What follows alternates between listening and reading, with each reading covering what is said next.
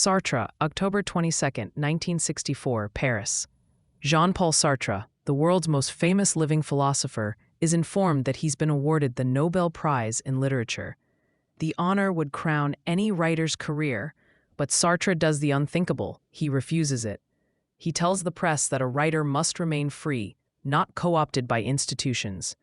This shocking gesture is classic Sartre, fiercely independent, committed to radical freedom. To understand why Sartre would turn down a Nobel Prize, we must dive into his life as the embodiment of existentialism and left-wing activism in the 20th century. Jean-Paul Sartre was born in 1905 in Paris.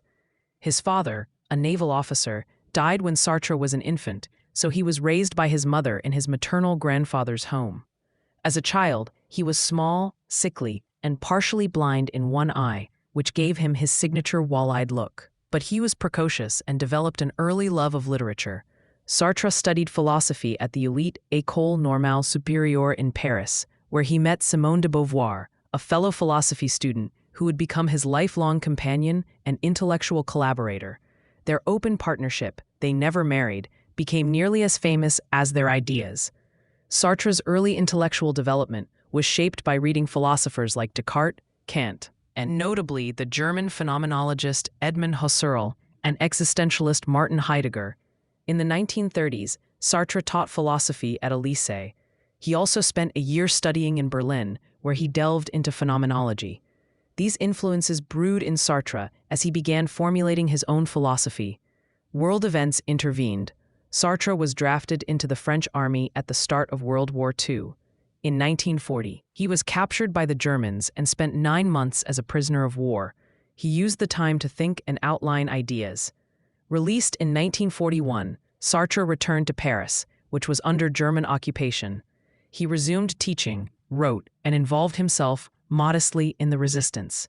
It was during the war that Sartre wrote his first major philosophical work, Being and Nothingness, 1943, a dense treatise that became the Bible of French existentialism. In it, Sartre presents human existence as a constant project of creating meaning in an absurd, meaningless world. Drawing from phenomenology, he distinguished between être en soi, being in itself, the solid, self-contained existence of things, and être pour soi, being for itself, the fluid, negating consciousness of humans. The key idea: existence precedes essence. This means humans are not born with a predefined purpose or nature. Essence. First, we simply exist, and then through our actions, we define who we are. We are radically free, and this freedom is both empowering and terrifying.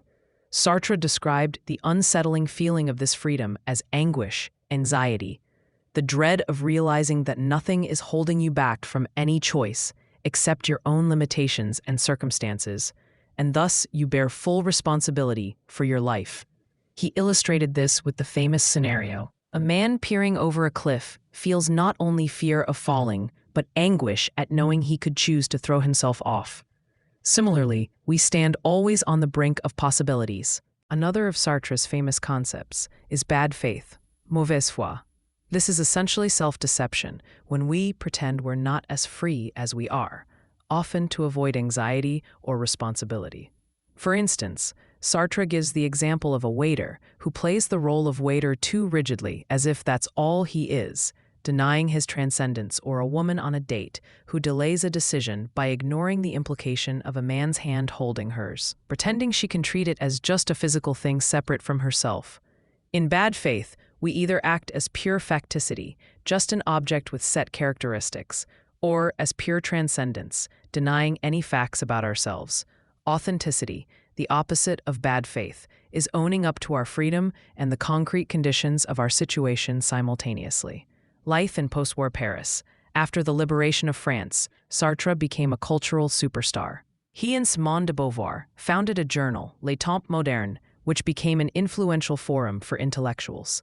Sartre wrote plays, like No Exit, with its famous line, "Hell is other people," meaning that much of our anguish comes from how others see us and fix us in their gaze.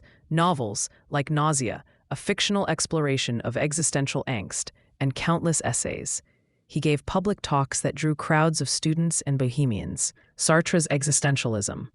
Emphasizing personal freedom. choice, and moral responsibility resonated strongly in the disillusioned atmosphere after the war.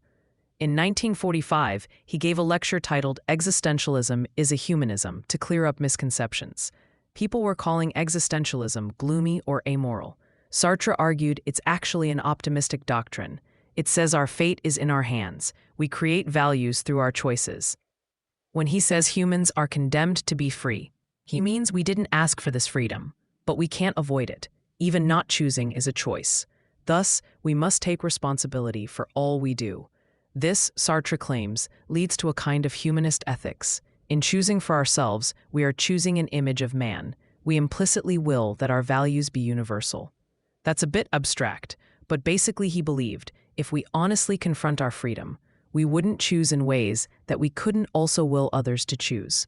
Critics, like Camus or later Marxists, weren't wholly convinced by his ethics, but Sartre did attempt to work one out. As Sartre's fame grew, so did his political commitment. He became more and more engaged in leftist causes. In the late 1940s and 50s, he leaned toward Marxism, seeing it as addressing the social and economic structures that existentialism initially hadn't fully considered. In 1952, during the Cold War, Sartre visited the Soviet Union and for a time was somewhat naive about its reality, though he never joined the Communist Party and later criticized the USSR sharply when the horrors became undeniable. He took up activism, opposing French colonialism in Algeria and Indochina, supporting student protests in May '68, speaking out against the Vietnam War. He even co-chaired a war crimes tribunal condemning American actions alongside Bertrand Russell. He embraced the role of a left-wing gadfly, often putting himself at risk. The right-wing paramilitary OAS reportedly tried to bomb his apartment due to his support for Algerian independence. President de Gaulle, when pressed to arrest Sartre, famously said, "One does not imprison Voltaire," implying Sartre as a national treasure of free thought. Through all this, Sartre maintained a massive output of writing.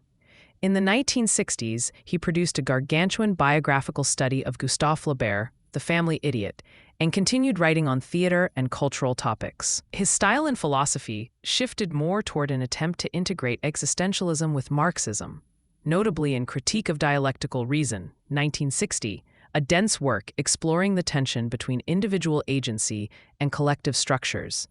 Now to the Nobel Prize incident.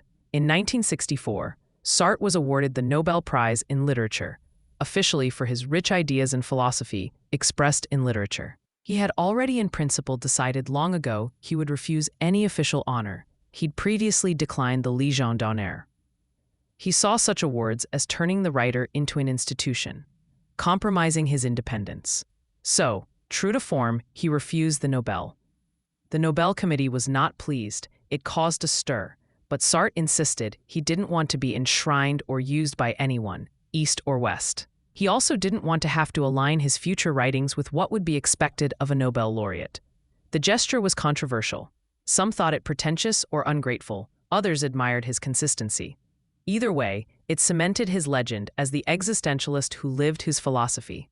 Personal life, Sartre and Beauvoir's open relationship and intellectual partnership were key to both.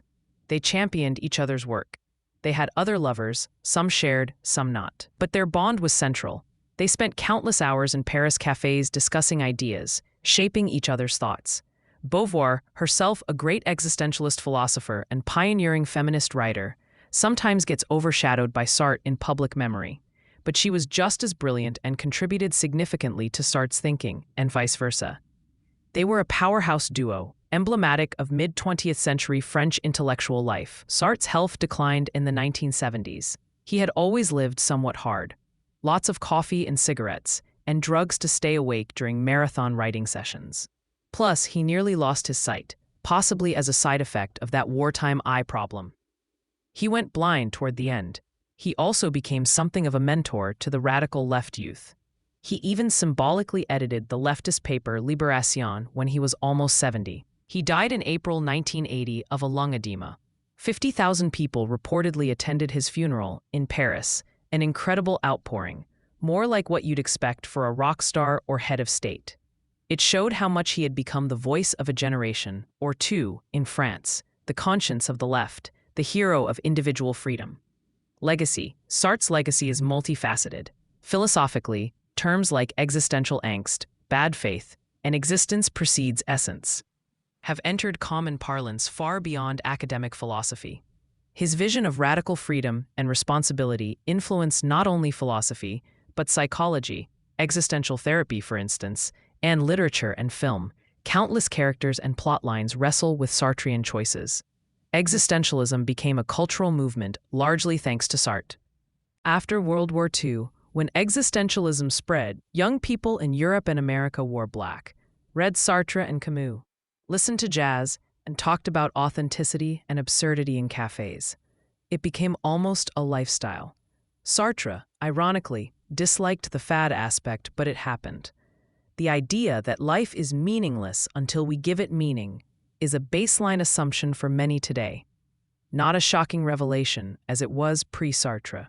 Sartre's political activism also left its mark. Though some of his stances are debated, critics say he was too indulgent of violent revolution at times, citing his statement that in an unjust society, violence by the oppressed is not only understandable but necessary.